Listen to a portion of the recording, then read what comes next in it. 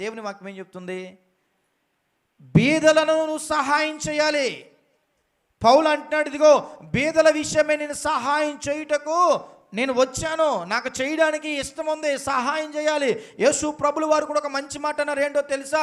బీదలకు సువార్త మానము అందించబడడానికి నేను పంపించబడ్డానని చెప్పాడు ఆయన. హల్లెలూయా. ఏంటంటే బీదలకు ఏం చేయడానికి? సహాయం చేయడానికి, సువార్త చెప్పడాన్ని, వారిని ఆదుకోవడానికి, వారిని ప్రోత్సాహపరచడానికి, వారిని బలపరచడాన్ని, వారిని లేవనెత్తడానికి నేను వచ్చానన్నాడు ఆయన. హల్లెలూయా. ఆయన అంటాడు, బీదలను పెంట కుప్ప మీద నుంచి నేను ఏం చేస్తున్నాడు? ఆయన లేవనెత్తుతానన్నాడు ఆయన. యేసు ప్రభు వారు అంటున్న మాటని ఆధారం చేసుకుని పౌలు అంటున్నాడు, బీదలను నేను సహాయం చేయుటకు నేను ఆసక్తి కలిగి ఉన్నాను అన్నాడు.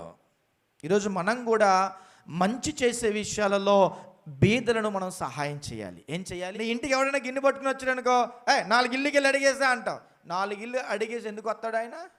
4 ఇల్లుకి అడిగితే 4 దగ్గర 4 గుప్పెడు మెతుకులు దొరకవా? నీ దగ్గరికి రాగానే వెంటనే ఆలస్యం చేయకుండా వారికి నువ్వు పెట్టుదువుగాక.